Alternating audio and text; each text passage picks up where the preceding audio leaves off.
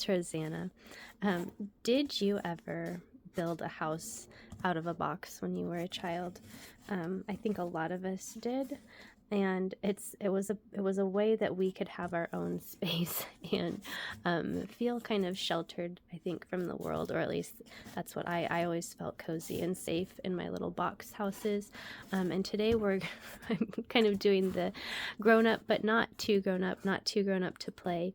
We're doing that version of let's take a box and let's escape the world a little bit, and let's see what we can do with the most like ubiquitous thing, the thing that we all have stacks of in our house, probably, unless you've just gone to the recycling center. We can't climb into a box anymore, or most of us aren't going to make ourselves a house in a refrigerator box.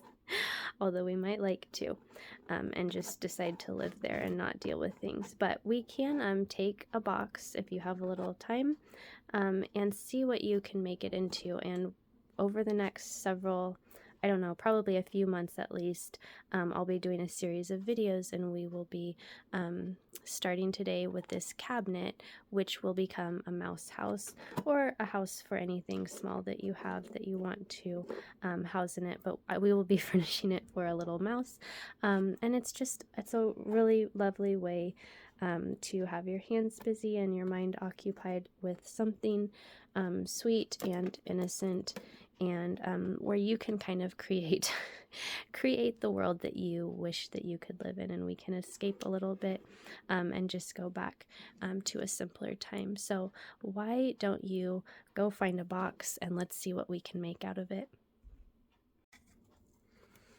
Okay, so you need obviously a box, and I used one that was roughly 8.5 by 11 by 5.5 deep, but you could adapt to any size that you want. It would be exactly the same process.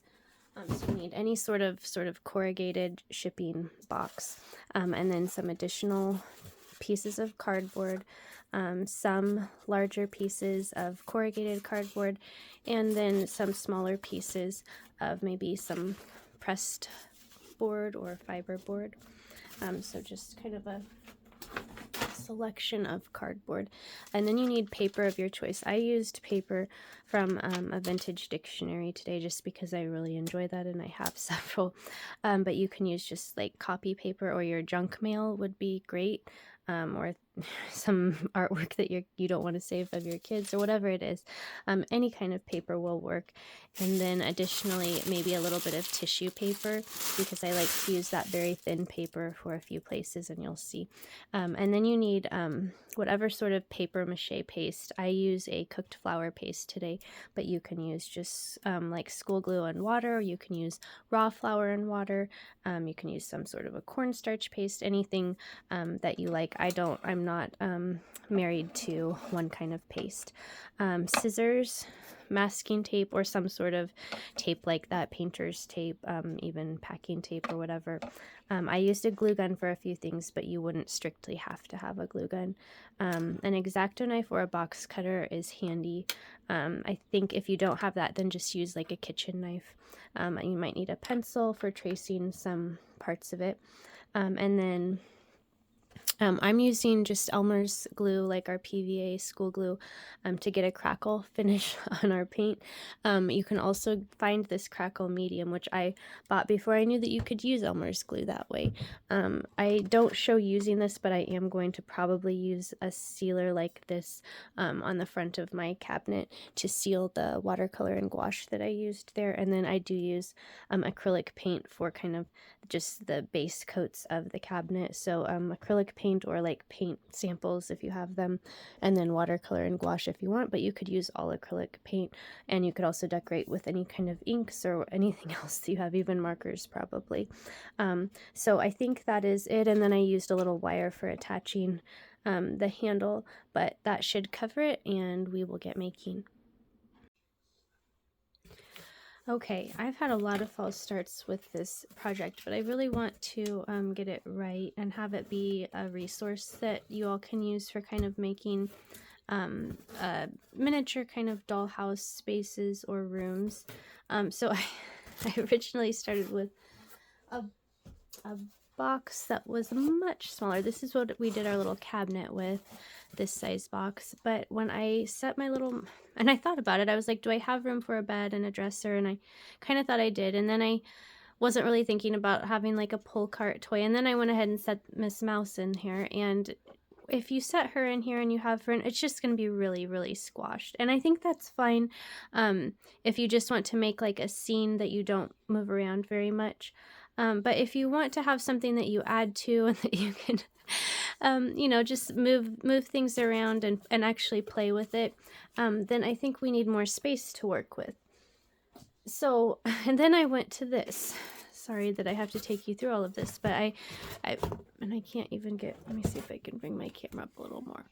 Okay, then I went to this box, which seemed about the right size. It was a little different layout than what I expected because it's long, but I thought, oh, she's got plenty of room for all her things, and she does. But I'm afraid I did not design this. There's the bird clock. I don't know how I hit it every time, but pretty, pretty, pretty. Sweet, sweet, sweet.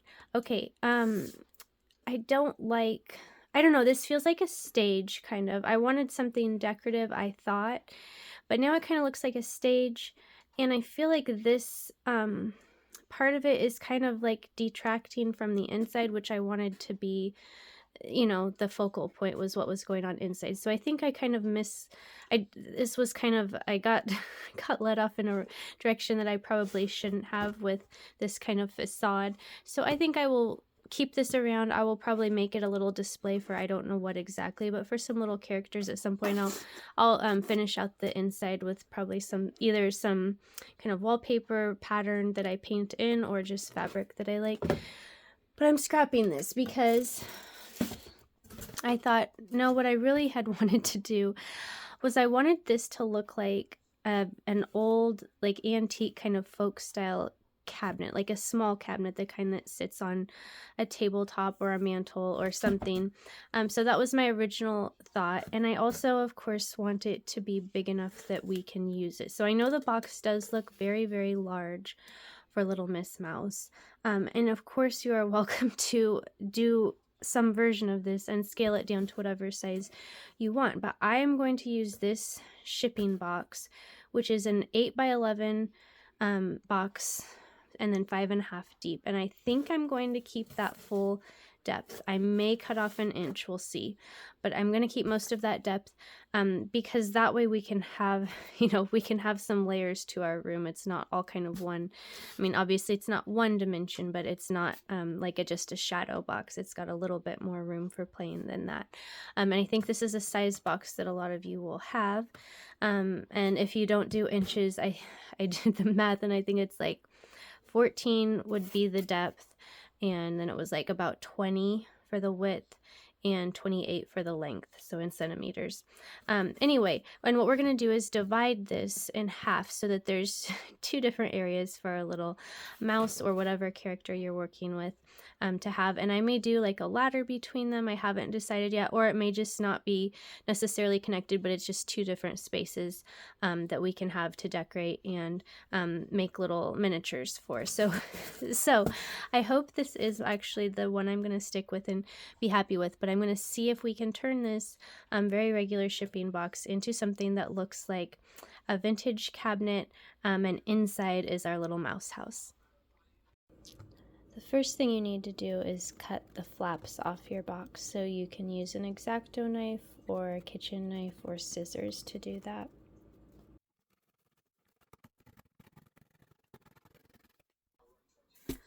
Okay, first we're going to put in a little shelf, and I think I'm just going to do equal sections, so I'm going to put it in the middle. I've just got a piece of corrugated cardboard from a larger box here, and I'm trying to decide if I'm going to double it over to make my shelf have a little bit more dimension.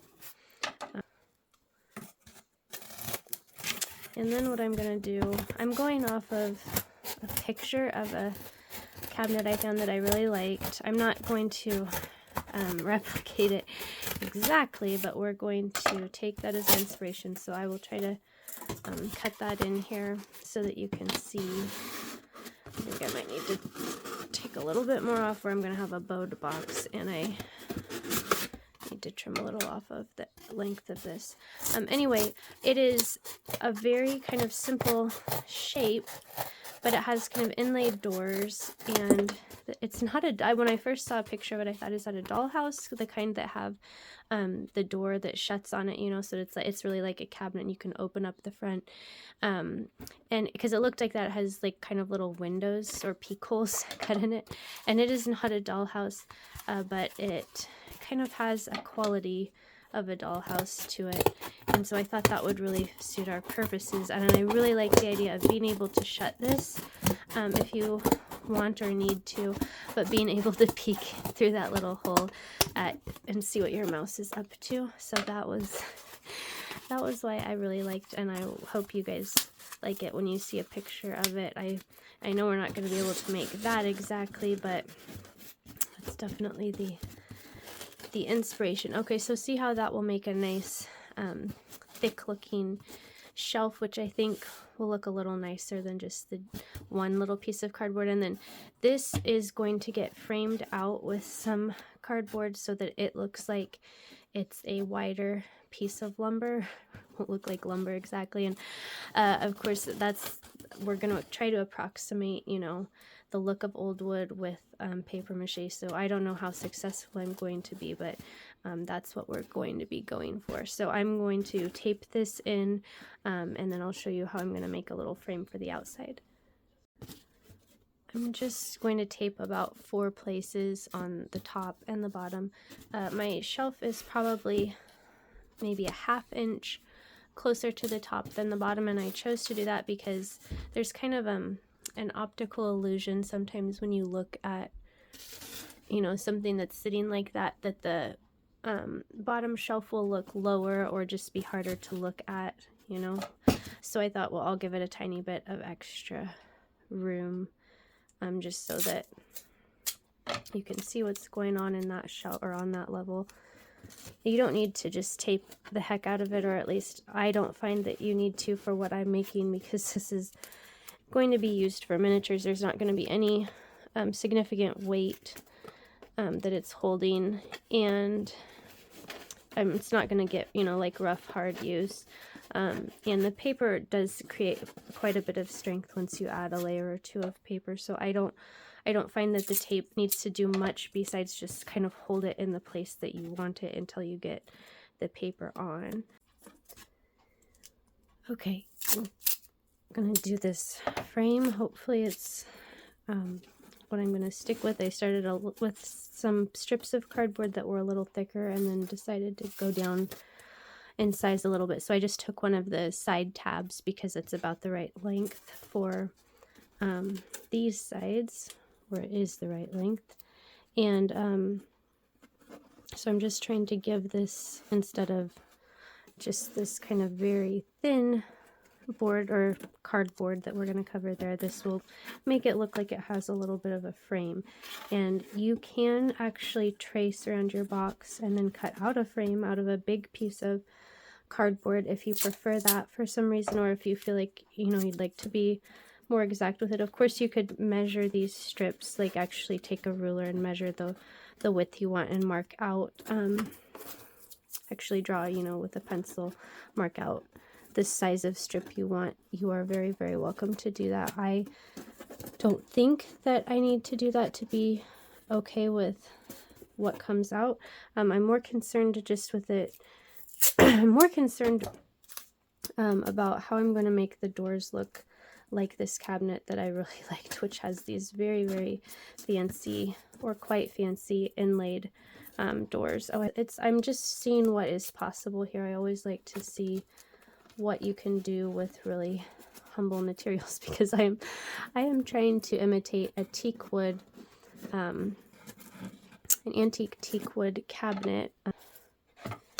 And it is quite a neat little cabinet. It sold for almost $800 at some point. That's I didn't really actually go to the page, but that was just said sold for $775. So I'm trying to do that with cardboard, and we'll see what we end up with.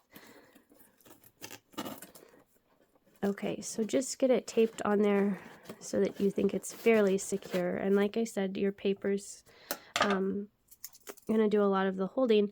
The main issue though with this frame is that my door, because we're going to do a door on this cabinet, or possibly 2 doors. I haven't decided yet if we'll do a split door or if we will do a single door. My concern, a split door is less weight to put on, but it is more work for us, more time consuming.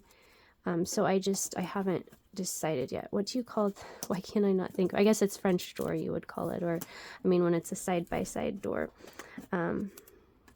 So anyway, I'm tempted to do that because the original one had that and it does look really nice. But then I have to decide, do I put a little window and 2 windows in each door, which is what it would have had, and then that's a lot of like trimming out the windows. So I kind of feel like I should do 1 door, but I am concerned that my cardboard frame, that'll be a lot of weight to put on it. So this is all one big experiment that I really hope works out, because I think it could be pretty cool if it does.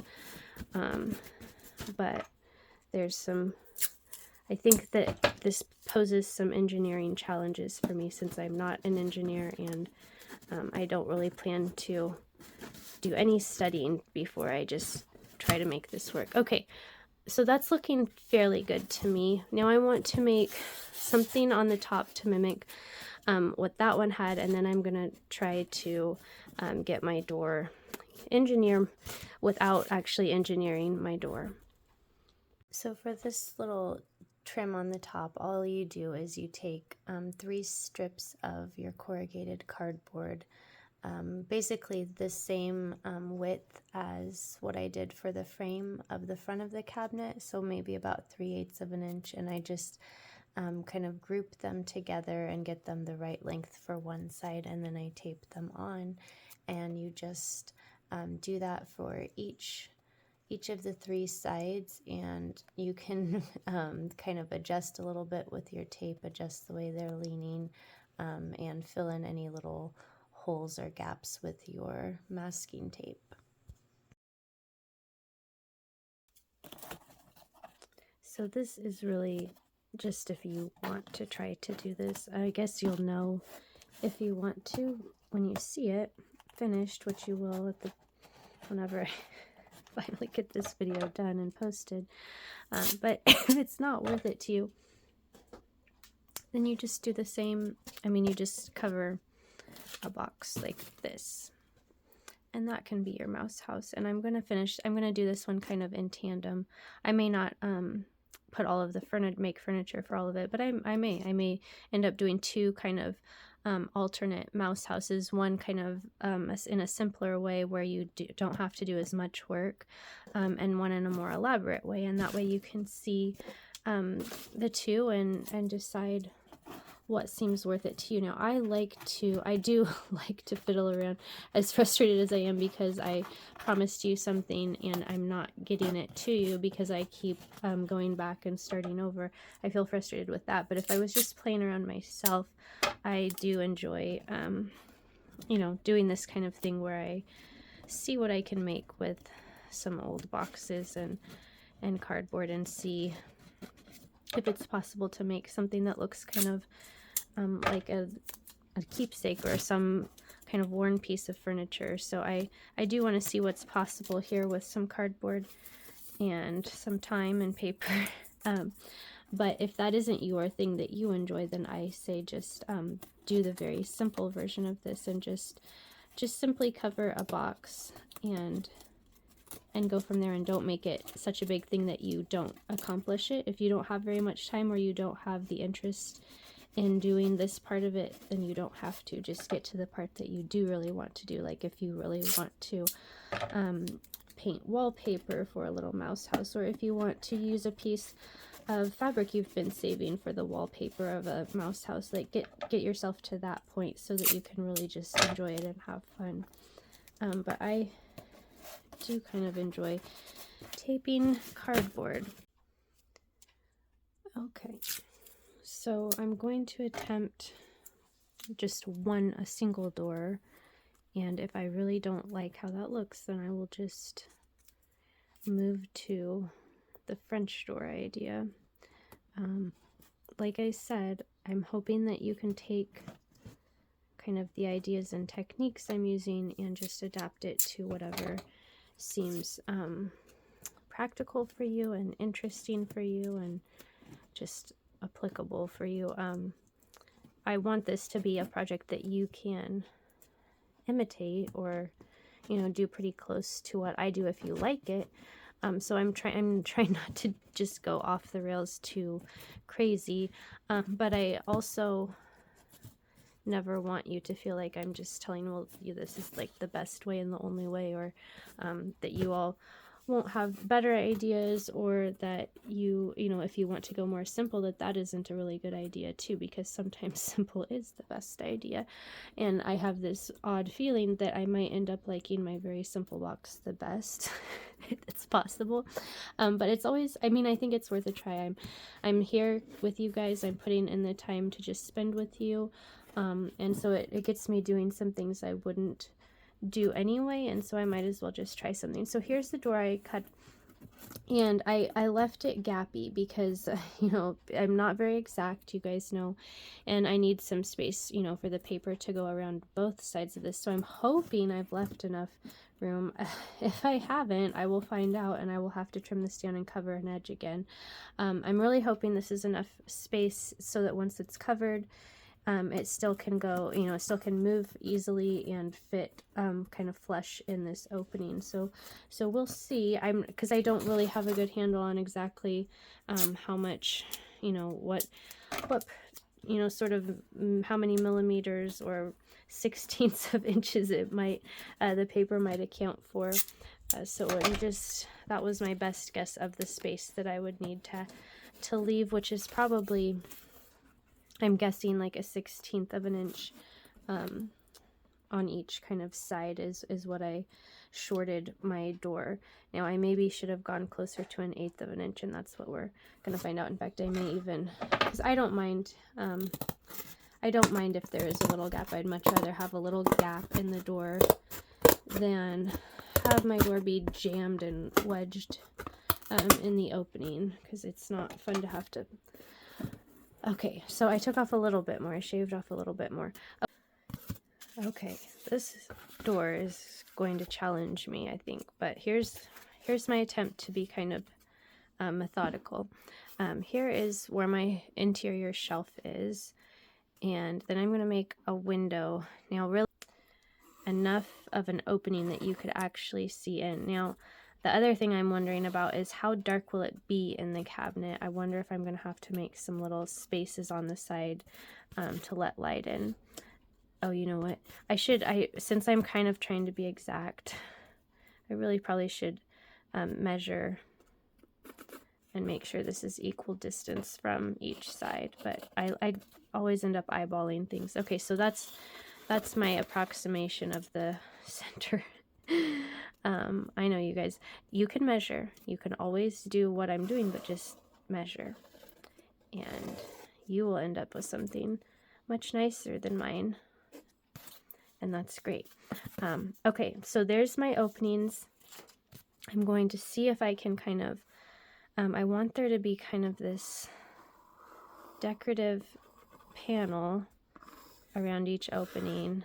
And then there will be another. So they're going to be different depths of cardboard. And we'll just see if I have enough room to make that look. I don't know if you can see kind of my lines there, but that's kind of the idea. And then of course this is just an open space. Now you could put like some sort of a plastic or even a piece of glass if you had it to make it more of a window, but it's just going to be an opening for us. Let's see if I'm kind of lined up there. I think close enough for me. Okay, so I'm going to cut out the hole, and then I'm going to fashion some sort of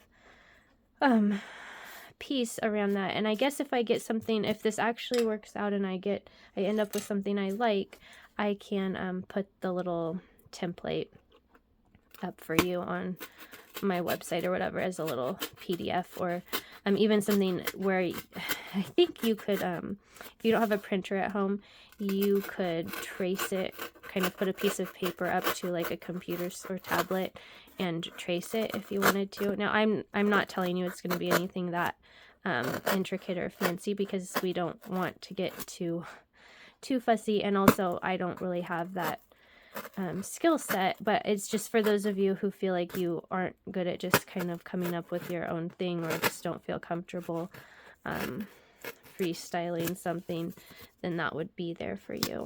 Okay, so I'll finish cutting these out, and then I'll show you whatever I come up with to be kind of decorative.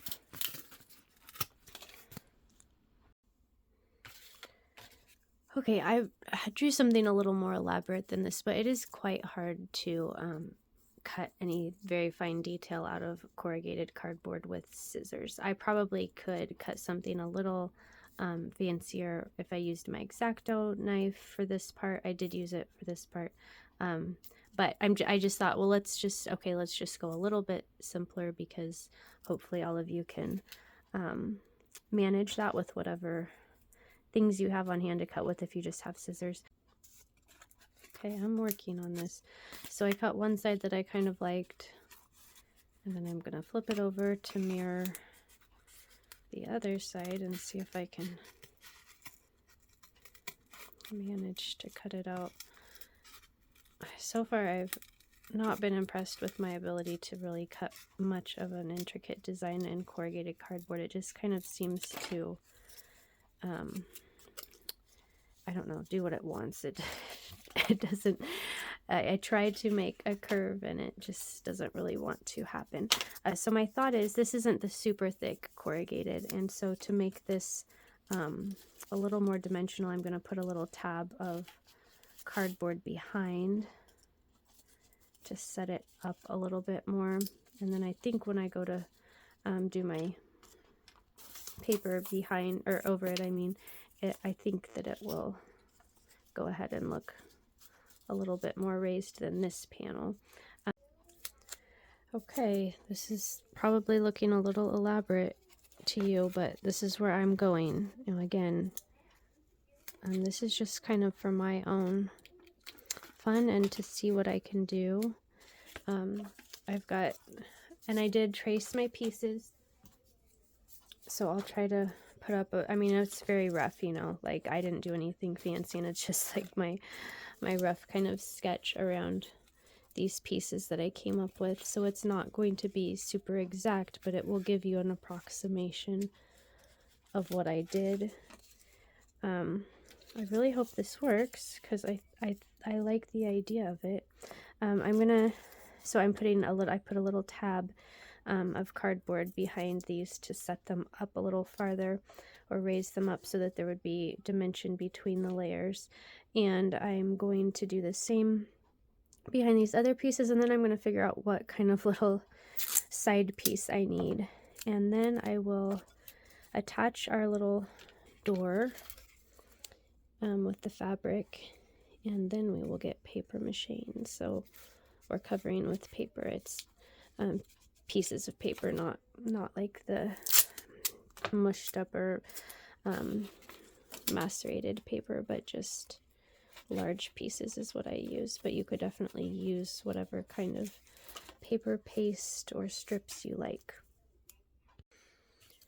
Okay, here's my door, which I want to add a couple more details to, but I'm gonna wait, I think, until I've done my first coat of paper and just see how the details are looking.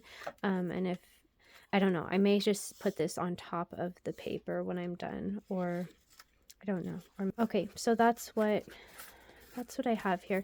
Now I need to do my hinge. I think I'm gonna do the hinge on the right side, and I pulled out some fabric. So I have a piece of felt, I think, just a scrap of it, and then I have some regular muslin, and this is not like an antique piece of fabric because I want it to be fairly strong and last for a while.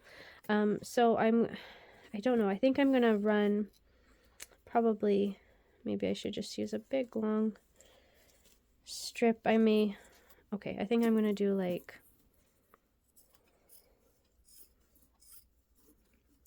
just two kind of longish pieces, a gap in the middle, just because my strip isn't quite the full length. Maybe it's close enough, but I think I'm going to just split it.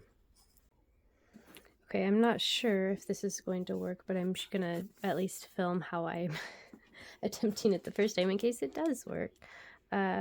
Again, resorting to a little bit of hot glue here because I could use my paper mache paste and then kind of wait for it to dry. But I need to get some more of this filmed today, and I was really hoping I would get the paper on so that I could then film the painting tomorrow, and so I need it to dry overnight. So I'm pushing ahead here, and I am using my hot glue. If you are not in such a hurry, or prefer not to use hot glue, I get that. But I'm using a little bit of it here just so that I can hopefully get this out to you this week. Otherwise, we'll be pushing into next week, and I have things this weekend that I want to have time to spend on, and Nettie's birthday is next Tuesday, so I just need to hopefully get this out to you. Okay, now my idea is I'm going to hot glue the fabric to the inside of the box here, and I'm going to leave a decent amount of space here for this to really move, and I'm not positive. I want it to be able to come open and be comfortably open, and I don't know if I can do that and still have it shut tightly. That's what I'm not sure about, because really this is not functioning because of the way I built this, and this not being like as two-dimensional as lumber would be. I can't attach the hinge here to a flat piece of wood. I wondered if I could put something there. Maybe I still should try, but I think I'm going to just glue it to the inside of the box here, and then see if it still kind of shuts tight enough that it looks right. I don't know. I'm not convinced that this is going to work. Okay, I had to pull out my real big time, my high heat glue gun, which I only used a handful of times, and boy, they are stinky. I believe what you're saying about it with the fumes, but I think this is going to work. Now, it's not just like free swinging like a real hinge would give you, but I think it's going to work in that what I really wanted is for it to be able to be all the way open and lay flat, so that you can have it displayed like that with the door open, and then we can shut it, and it shuts, and I think it's gonna sit in here okay once I've got paper and stuff on it. So I might do a little like kind of latch looking thing here, to look like a little turny latch, but it would just be for show because I think it's gonna sit closed just fine. And how I did this was because my regular glue gun, it's so slow and so it's barely hot really, that I can't get enough glue for this much surface area. I needed it to really be a lot of glue. So my fabric comes underneath here, so I put a little glue of fabric, of glue, hot glue against my fabric, and smushed it into this kind of crevice here. And then I had a piece of cardboard. Can you see that? And then I put some hot glue on that strip of cardboard to really secure it, and I just pressed it up against this layer here. So that's what I've done to secure the door. Now, I don't know that a lot of you are going to do this, but it's just so that if you want to, I have kind of given you my method. If you don't have a glue gun, I do think this can be done with craft glue the same way. You just are going to have to be a little bit more patient while you're waiting for it to dry. So don't Don't feel like you have to have a hot glue gun to do that. And I'm going to see, I hope I can get to, you can see I already have on my lights because it was dark today. I'll try to get to some paper mache before it's dark, and you don't really need to like follow me exhaustively through that process of just covering with paper, so I'll probably just show a little sped up footage of that, and that way I can get this covered and drying overnight so that we can try to paint it tomorrow. That's the part I'm most concerned about, because I was not very happy with how this one turned out so far, so I don't know what sort of look I'm going to be able to achieve with the painting that will make it look like an antique cupboard. I'm just not sure on that yet, but I do really like kind of the basic shape that we have here, and I like the idea of the little windows, so I hope that we can end up with something for a little mouse or mice that I feel good about. So you can use any kind of paper for this. I am using this vintage dictionary just because I enjoy working with the older paper, but like you could use junk mail, anything out of your recycling bin, not anything glossy, I would say. I mean, sometimes people do use like magazine pages for paper mache, but I'm gonna say maybe not for this case, just because of how we're painting it and how we want the paint to look, or at least if you are wanting it to turn out kind of like mine. Well, I won't go into that, so I would say stay away from the magazine pages for this. You can definitely use newspaper, like the brown packing paper that's sometimes in a box is very nice, or paper bags. Those are very sturdy and strong, so that will give you a lot of strength on holding your piece together. But the only thing I would say is for this front plate, or front door that I've done with, that has quite a lot of detail and has different dimensions to it, I think that a thinner paper might be a better bet, just because as you get thicker it's going to be hard. Like if you can imagine covering this with a grocery sack, it's not going to give you the outline of the details in the same way. It will kind of cover over that and be harder to just manipulate around all of these kind of smaller little details that I've tried to add.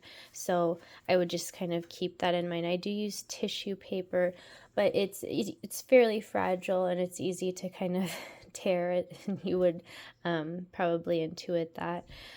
So I use it, but it's not something I would want to use on the whole thing, just because you have to be very, very gentle and careful as you're putting it on.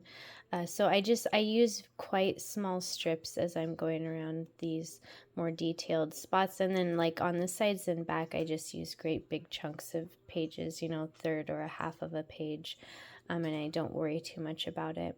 The other thing I want to mention is the fabric hinging area on the door. So I don't just like paper mache over that. I go right up to the edge of the door with my paper, and I tried to just use a straight edge of the paper to just kind of make a nice clean line right along the edge of the door. And then I don't cover that fabric at all, because I want it to move without any impediment. And when you do put paper, like if you put paper that kind of overlaps into that kind of space there where the hinge is, it's just going to end up, once it's dry, just crunching and and getting kind of flipped up there. So it's just kind of makes a problem for yourself that you'll have to like trim the paper off. So I would just kind of try to leave yourself a straight edge there right up to the edge of your door, and then just don't go any farther than that. Leave the fabric or the tape or whatever you use for the hinge uncovered. And one thing I do as I'm working with my paper mache is I just keep running my hands along it and feeling for any spots where there's like a little bubble or it's not very smooth. And if I just keep running my hand there and smoothing, and that just gives you a little bit nicer details, that where it's not so crunchy looking, but it looks nice and smooth and everything is really stuck down. You can go back over once it's dry and, you know, use a little bit more paste to stick things down again, but I keep checking as I go. And that's kind of my my basic tips for paper mache. Good morning. I didn't quite get everything covered. Well, not even. I got the front and some of the top, and I had to come back this morning and finish up the inside and back parts. And what I'm doing now is just adding a little bit of this fiberboard that I like, so it's not corrugated, and my hands have paste on them, so I'm trying to, there we go.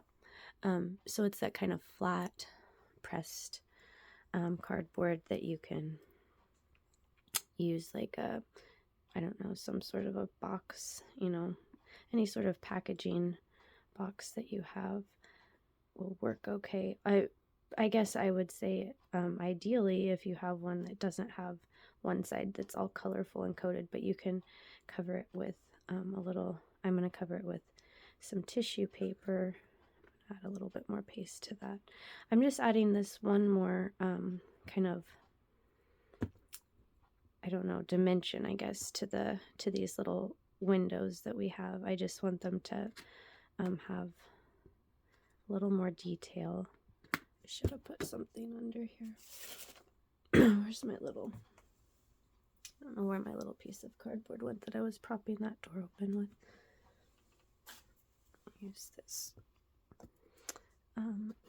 Okay, and then what I'm going to do is to make it a little bit more secure, and this is just, I'm just including this in case you want to try something like this with whatever you make.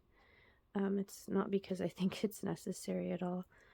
It's just a little extra step, and I like using fiberboard to mimic like thin kind of trim type of wood. And then what I'm going to do is add a little bit of tissue paper to hold it in a few places, just in case the paste, because it's not fully on the, you can see I offset it a little bit so that it's framing in that opening just a tiny bit more. I just wanted to have, you know, this still showing around it, and then another little element of trim. So I'm adding this just in case there isn't enough surface area to give it a good hold. And then I will set this someplace, maybe by one of my vents, because it was chilly last night, and hopefully it will be ready to try painting a little bit later today. I'm anxious about the painting. I don't know if I'm going to make it, if I'm going to be able to make it look as aged as I want to. And I don't really like, you guys know I don't like really true kind of colors, if that makes sense. I don't like a big block of samey color. That's just not my thing, and so I'm not sure how to give this kind of some character and variations. I've thought about using my crackle coat, like, I don't know, it's this thing you put on you put on an undercoat, and then you put the crackle coat on, and then you do a top coat, and it kind of gives the crackle finish. It's not like I don't think it's like, it's not fooling anyone that it's actually old, but it does kind of give some of that character. And then I've been reading about just using Elmer's glue or PVA glue, and I kind of tried it on my last little thing I did, and then I didn't I didn't keep that, but I did keep it. I'm just not using it for this, but I didn't think it worked for me, so I don't know if I didn't, it said don't let the glue dry all the way, so I just did my top coat over the wet glue, so I think maybe they just combined. So maybe I just went in too early and I needed to let the glue sit like maybe and get kind of tacky and then try it. So I may experiment a little bit on the back of this and see what happens with some glue and paint over the top of it, and see if that kind of gives me some variation in the paint.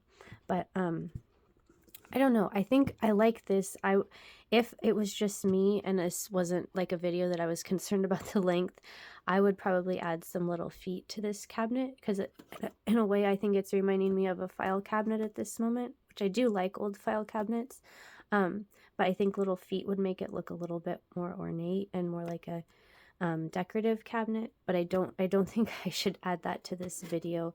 I think I could show how to do feet at a different time and maybe on a smaller cabinet, but I feel like that would be just adding too much right now.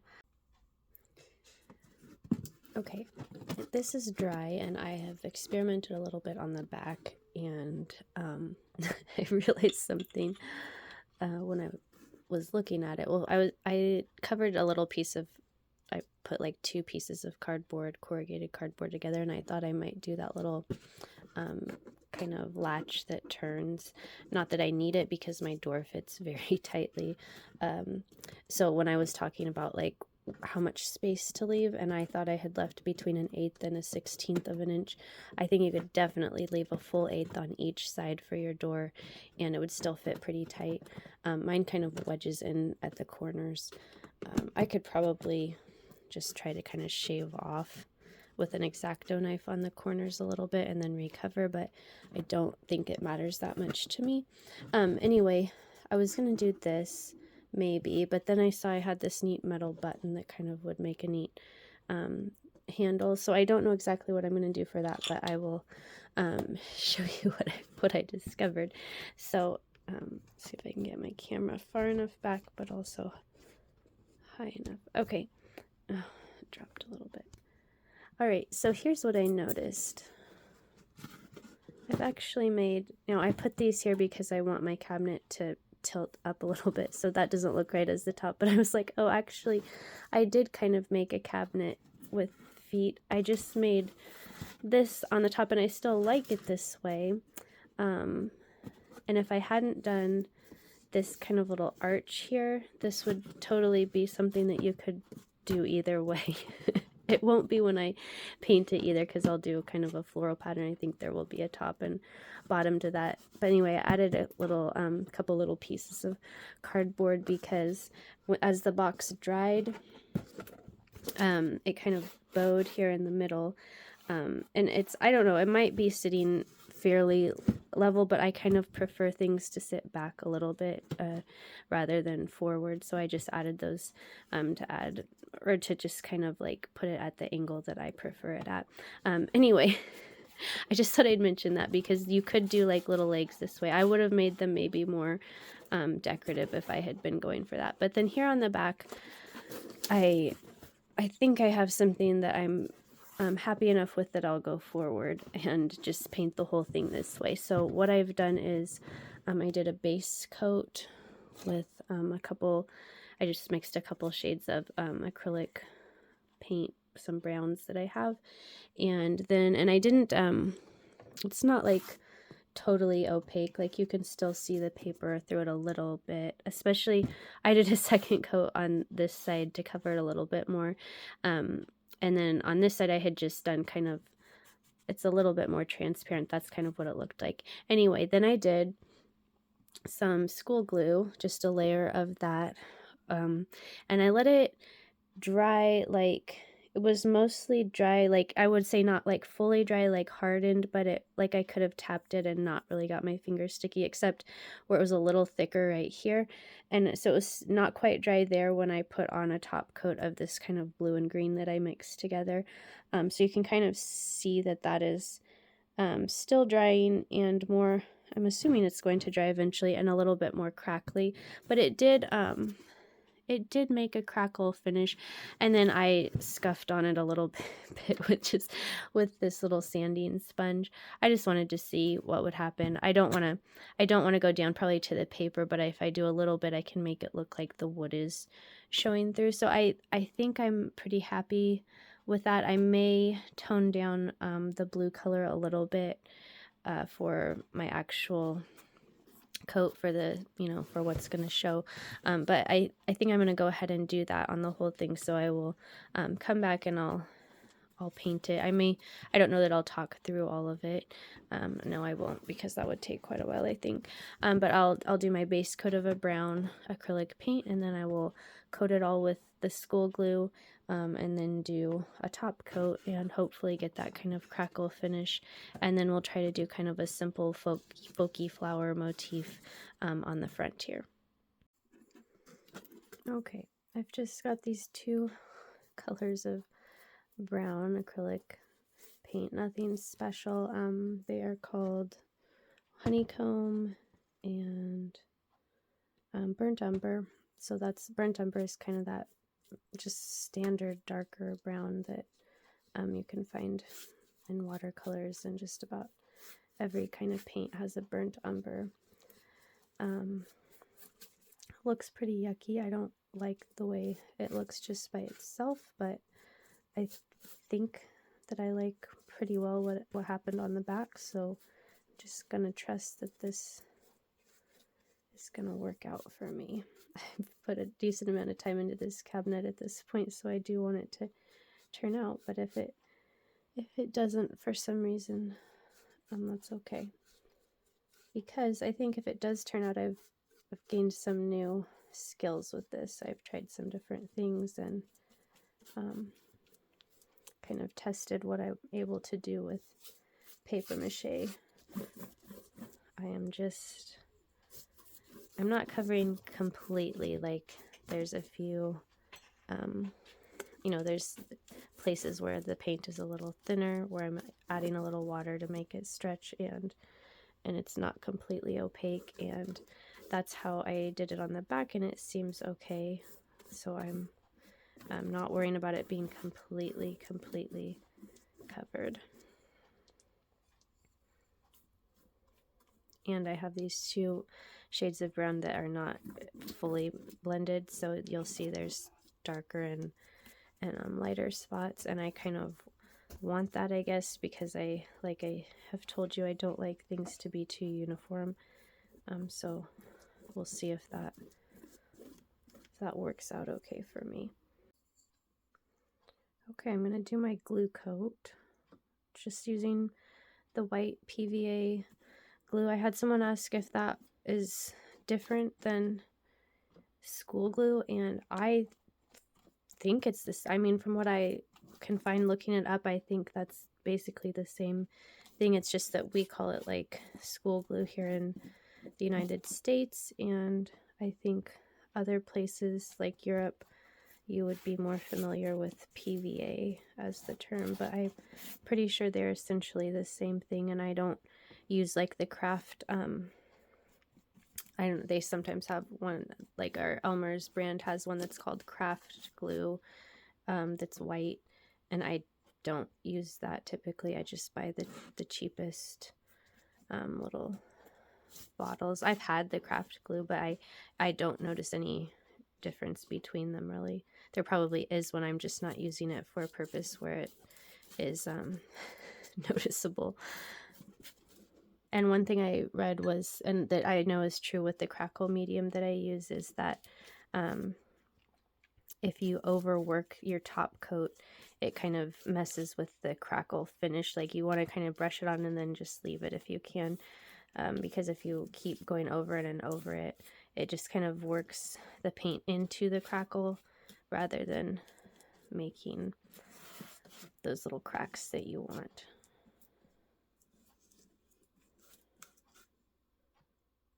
Okay, so I'm just going to do this everywhere I put brown paint anyway. Not inside on the paper mache, obviously, because we're just doing the crackle coat for the exterior, and we're not going to focus on the interior of our cabinet today at all, except for the inside of the door. We'll do all of the kind of interior decoration in the next video, and I'm thinking we will do like I will show you how to paint a simple design for wallpaper and use cardboard to make kind of a beadboard wainscot for part of the wall. And I guess we'll do something for the floor. We could either do like cardboard that looks like little wood planks, or we can cover, we have 2 floors now, so we could do you know, one thing on one level and another on the other, and so we'll just see what I come up with. But that's what we will do for the next video. I'm not sure if it will be consecutive, like I may decide to do, you know, like a spun cotton bunny video for spring and Easter time, or something like that. So I'll keep going with this series, but it may be interrupted, you know, by other kind of things that I want to squeeze in that are more seasonal. Okay, so this looks like I don't know, I think I may only need to leave it maybe 5 or 10 minutes, because I would say it's starting to you know, just, I don't know if it's absorbing, but it's drying and not looking very shiny in most places on the front. So I think I'm not going to leave it too long before I come back and do my top coat, which I'm committed. I think I did have a moment like 5 or 10 minutes ago when I thought, maybe I should do pink.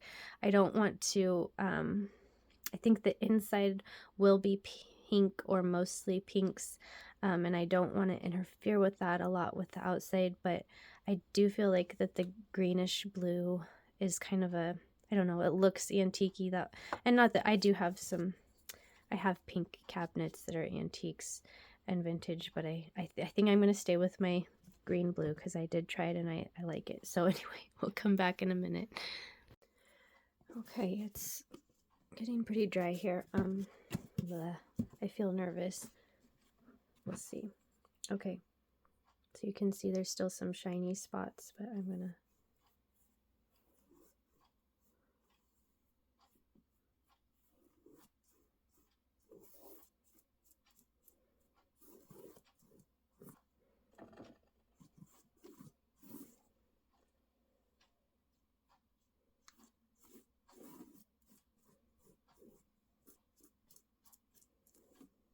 and the last time it doesn't really appear until it's starting to dry. So it's not going to be instant that you can see it. And I'm just going to hope that it actually works. If it doesn't, I mean, I can do all of this again. I can just, you know, do another coat of brown. I think I can. I'm going to find out on the back if there's any sort of, I don't know, if something goes wrong from doing another coat of paint and glue over the paint and glue. Like, I don't know if it will do something strange.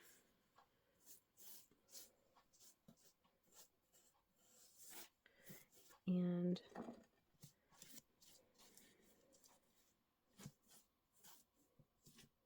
let's see, fingers crossed. If you are the one who told me that, because I used my actual like folk art crackle medium and I think the pony pull cart video probably, and I mentioned like if anyone knows how to get a crackle finish a different way, tell me. And someone said you can just use school glue, and you're right, I looked it up. I mean, there were some things about using hairspray, and but I don't have hairspray, and school glue seems like pretty simple and what everyone has. So anyway, thank you for telling me that, and put your hand up if it was you in the comments, and I'll try to give you some credit for knowing that handy bit of information. Okay, at the very least, even if it doesn't crackle, it looks a lot better than the brown, right? But so far, I think it looks okay. I'm kind of thinking this might get close to what I had in mind. I maybe was I mean, when you start with a beautiful piece of antique furniture as your inspiration and you're working with cardboard and paper, I don't know. I mean, I don't have enough. Someone could do it, but since I haven't really done it before, I wasn't sure if that was a very realistic expectation. So, and I like to talk to you about having having realistic expectations, don't I? Because when they are not, when we set them too high, that's when we are disappointed or discouraged. So that's what I don't want to be. Okay, I'm going to do the back and then I'll come back when it's dry and hopefully our crackles will have appeared. So you can see it did kind of work. And what I'm learning, I think, now that I've done it a couple times, is you want a fairly thick layer of glue. It crackles more where the glue is a little thicker. And it's true that I think that it crackles more if the glue is not as dry when you go over it. This back side of the door I did with a little bit more glue, and I painted while it was still a bit more wet, I think, and I think it's going to be a little more crackled than the front ended up being. But there is some crackling, and it's definitely where the glue was slower to dry, so it was thicker there, and it was still a little damp when I painted. But there's some nice crackling in places, and I think it looks pretty good. Like, I'm not gonna mess with it, I don't think, because I don't think I can get better this time. I don't think I will improve it by trying to like go over it anymore. So I'm just gonna be happy with what I have, and I'm gonna go do chores, and then we will do a little bit of flower painting on it, I think. So I didn't film the painting last night because I wanted to practice a little bit. I knew I couldn't show the whole thing. Well, if I had gone a little simpler, I probably could have. And what I think I'm going to do is I will put the little traceable cardboard template pieces up, I guess, on a blog post probably for this cabinet. I wish I had taken more still photos along the way, but maybe I can go back and kind of replicate some of the photos that I would need for a good blog kind of tutorial. But what I think I'll do is I'll just post maybe still photos of what I ended up painting, but I might also post some still photos of much simpler designs, and probably I will link to maybe some actual folk art painters who do tutorials for folk motifs. This is not my strength. It's not something I have any practice doing, and so I'm not very consistent, and I'm not also very well versed in actual traditional kind of designs, or I kind of have a few in my head that I've seen enough that I know how to do them, but anyway, there's much you shouldn't take kind of what I'm doing here as your main guide if you're interested in folk painting. But anyway, okay, I have a little better light. I tried to film some painting earlier, and I don't know if I'll use that portion or not, just because it's a little better now. It's not so much in shadow. I'm just going to try to show you one little section here. So my strength is not folk painting or folky floral motifs. That's not something I have a lot of experience with. I do love it and would love to get better at it, but I have to admit I've not put in a lot of time and practice. I don't think I would have to. I think if I just practiced them one time a week, I would see a lot of improvement, but so far I haven't committed to doing that. I am using some gouache and watercolor. So I'm using my Jasper Stardust watercolors that I like, and some Arteza gouache paint. And I'm getting a little bit, I would say, more confident, maybe not proficient as I go, but I'm at least, I think, a little bit quicker than initially. And the reason I'm using gouache and watercolor is I want it to look distressed. I don't want it to be super bright and opaque. I want it to match kind of the back, the painting that we did, that we kind of made it look like an aged cabinet. So I don't want to go in and just like plop some thick acrylic paint on top of that. You definitely can use acrylic, but I would, if you're going for a distressed look, I would water your acrylic paint down. And then what I'm doing is I've got a little wet paper towel that I'm using to sometimes take a little bit of the paint off, and just make some parts a little lighter and look more worn than others. And so that's why I am using those. And yes, I have kind of foreseen the issue with that I can wipe off and correct things that I don't like, so that's great, and it gives me that aged look. But yes, you're saying to me, well, how is it going to hold up over time? And the answer would probably be not great. So my plan is that I will use some sort of finish over the top of it. I'm trying, as you know, to use less kind of harsh chemically things that aren't good for me or the environment. I mean, it's not like it's not been a concern, but I'm just kind of recommitting to that and really being more thoughtful about when I use hot glue and different things like that. So if you have an idea for kind of a more natural finish that will not interrupt or will cause my paint to run, then throw that suggestion out there. I know I can't use the cornstarch mix. I know that is too wet to risk on this, because this comes off very easily. So I think I'm sort of limited to what I can do. My two options that I'm considering right now are to use a water-based kind of polyurethane, which I've been using a product like that to just preserve like pieces of furniture where the paint is chipping, and I don't want to take the paint off. I want to preserve what paint is on there, so I've been using a water-based one of those, and I like it pretty well. It's not very fumey. It's easy to work with. I think it would work for this.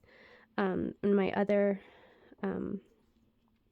product I'm considering is what I often show you, which is the Aleene's matte finish acrylic sealer, and that is what I use for spun cotton that I sell. Oops, sorry guys.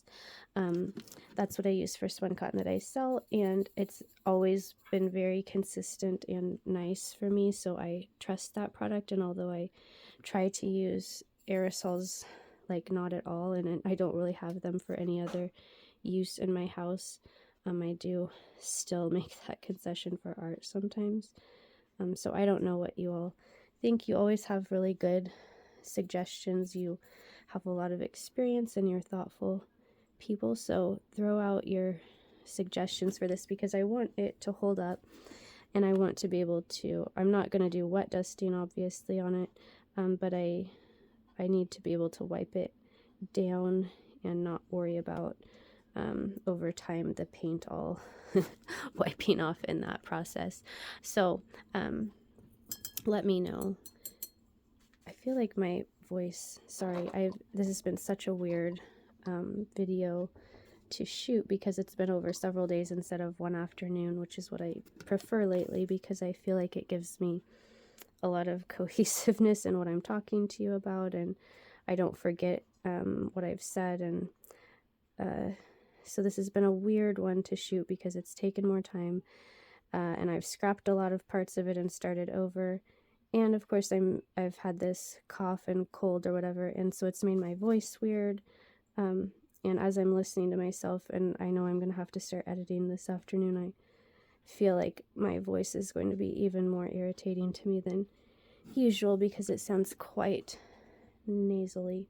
So I apologize, and we'll see how this ends up. I'm afraid I may have to do a lot of voiceover, because I don't know if I told you things that I needed to, and then other times I think I'm just rambling about something that doesn't make sense anymore because I've cut other parts out. So I really hope I can have some sort of, it's not going to be like a storyline running through it, but I hope that it can make sense, because I really like this project and I'm happy with how it turned out, but I didn't get to film it in the way I'm used to.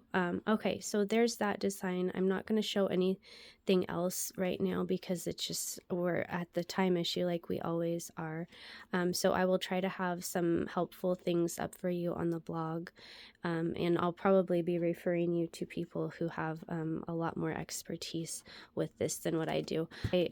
I'm really excited about this. I was quite trepidatious about whether or not this would work. And as much as I tell you to just try something and not get in your head, I had really gotten in my head quite a bit, because I had started 3 times and was starting to wonder if I could get to something that I really wanted to share with you. So I'm really glad that I kept going.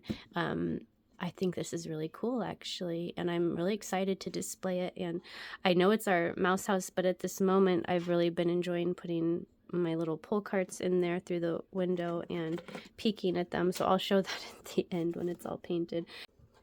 Okay, I feel like I just need to reinforce this one thing about painting, because it can be the most fun part, but only if you get out of your own way about it. So I have done several things on here that I kind of would not do if I did it again, and I could wipe them off, but I felt like at a certain point I just needed to say that was what I did this time, and it is good enough, and I can enjoy it, and it doesn't have to be just so or just exactly like I don't have to be perfectly happy or absolutely happy with each part of it. I can be mostly happy with most of it, and that's better than going for the perfection and never getting to that point and then not being able to enjoy. See right here, that's not I didn't do great there, but I'm just gonna leave it, because part of it is just kind of like little parts don't matter as much in the whole picture as what you think. Like there are parts of our house when we were working on them, you know, piece by piece and room by room, that seemed like when we did them and it didn't, you know, we made a mistake or something didn't happen to turn out like we intended, or when we actually like had weird things happen, like the floor finish didn't go on the same in a few spots, like for whatever reason we never could figure out why. Things like that seemed very big at the time. See, this side I'm doing much better, and it may just be the angle that I can, if I turned it I might have been able to do that better. And those are things that you learn with experience. But anyway, I remember this one part of the floor that we were just like, how are we going to live with that? I can't, you know, we won't be able to look at that every day. It'll just drive us crazy. And we left it, and we look at it every day, and I don't think anything of it. Sometimes I notice it and I think, oh yeah, that's that spot of the floor that I thought would drive me crazy. And turns out it doesn't drive me crazy, and there's a lot of other things that are driving me crazy that I never worried about. But that's not the point. The point is, in the whole picture, these little mistakes that you might see, or flaws or imperfections, don't matter at all, and they're not going to affect your enjoyment of it, or at least I find that they don't affect mine, and hopefully hopefully that's true for others of you, and I'm not just preaching falsely about how imperfections are not really the end of the world. I find that's true for me, and I find that the more that I embrace that, the more true it is. So I think we can make things true if we, which that can be, obviously we're in a world where that has been used in dangerous ways, but if you can use it in a way that gives you more peace of mind and more enjoyment of making and enjoying your art, then I say embrace that. And you see that even my motifs like these have evolved from the first one I did, and I can see that they're opening up a little bit and getting more relaxed and a little bit more refined looking. So that's what you just gain by practice. And also just by loosening up and letting yourself just explore a little bit and not be too tied up in the final result of each particular part of it. Okay, this is the very last thing for her exterior of our mouse house in a box, I guess, or bedroom in a box, or I don't know what I'm gonna end up calling this. I mean, because I made it a kind of a cabinet, I'm a little conflicted over what to call it. I'll punch a hole through this if I can. I'm gonna have to press down on my workbench and get my fingers out of the way, hopefully. Okay. Okay, and then I will put this through. I've got this looped around in the back. I'm just gonna twist it pretty well so that I know it's not gonna pull through. We'll see if this actually kind of works. It's one of my rinky-dink ways of doing things, but it works for my purposes at this point. Okay, and then I'm going to, these are my wire cutting scissors that I've already ruined from cutting wire with them, so I don't worry about it. Okay, and that's, I think, what I'm gonna do. It spins enough that it kind of pretends to be a latch. Does that work? Okay, so I'm gonna clean up my workbench a tiny bit, and I'll put our little mouse in here, and that will be as far as we get today. I wish the lighting was a little better. It's dark today. But here is our cabinet. So it just started with our shipping box, and I don't know how many, I'd have to go back and think about how many hours it might have taken, but oh, and I wanted to show you, take the camera off. I think it's fun. I'm glad I did the little peek in window, and I think that's going to be really fun for little mouse. I can put her at the window, or I can put some of her toys or whatever I want to, if I don't want to keep it open to display.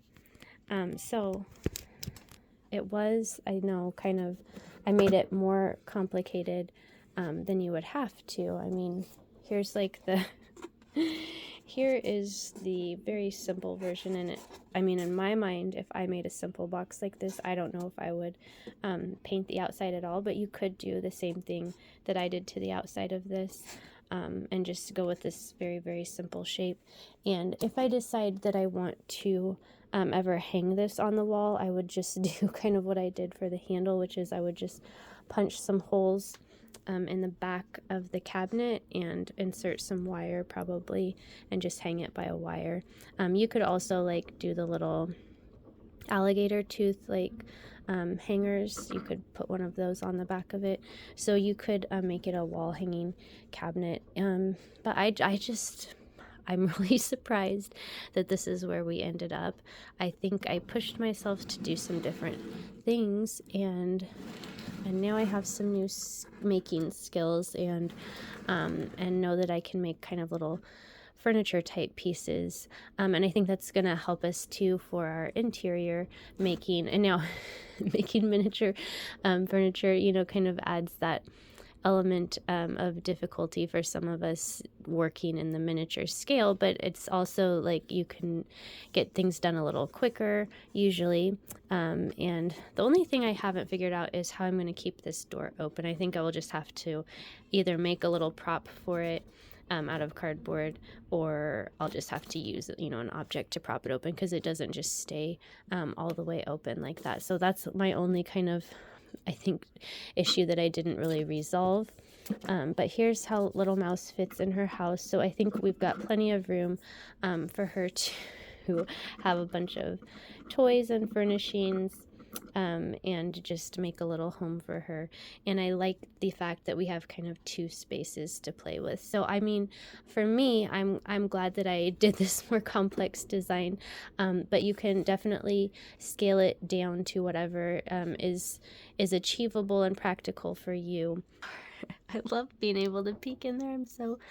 I'm so tickled with these little peek in windows. I hope I can come up with something cute or clever to call this. And I did add dwell in possibility, an Emily Dickinson quote, because I liked kind of the play on dwell because it's a dwelling, and also just the idea of like what's possible if you take some risks and just get making. I don't know, I just like that quote. It's very applicable to many things, but it seemed kind of fitting for this project. So I hope you'll try this or use elements of it. I hope you've learned a few new things and have ideas for something fun or sweet that you want to make. I will be back, of course, next we will finish the inside, do some sort of wallpaper design that I hope I might be able to have as a PDF for you to use if you want to for printing off, and then we will get to furnishing it in videos after that. Now I may intersperse just some, like I said, I think at some point, if I haven't cut that out of the video, I may intersperse some other things, like we may make a bunny. I haven't done that yet and I get a lot of requests and it's spring, so there may be other videos kind of that come in between this series as it comes out, but we will get to this over the next few months and hopefully have a really sweet little mouse house when we're done. So I don't usually do like the subscribe and all of that, but I've had some people mentioning that they're missing my videos, like they aren't seeing them when they come out. And the way that you can be more sure that you will know when I have a new video is out is, of course, subscribe, but then there's also like a little bell by the subscribe button, and if you hit the bell, then that means you're going to allow YouTube to send you a notification when I have a new video out, and that way I think you should get just a notification on your phone. I don't think it will notify you more than once, or it really nag you, but they'll at least tell you one time that I have something new out. So that is something you can do if you really want to make sure that you catch my videos. And also I've been chatting with a few of you, and I think I will start sending out just like the briefest of newsletters each time I have a video out. It will just go out to let you know it's there, and then once a month I write a longer letter, but the in between those longer letters, it will just be like, I have a video out and this is just coming to you, so that you know that, and you can go see it if you want to. So thank you so much. I've been in touch with a lot of you, so I feel like I'm really starting to know a lot of you here on YouTube, and I really am so glad, because I am missing my Instagram community, but I'm so grateful for all of you here.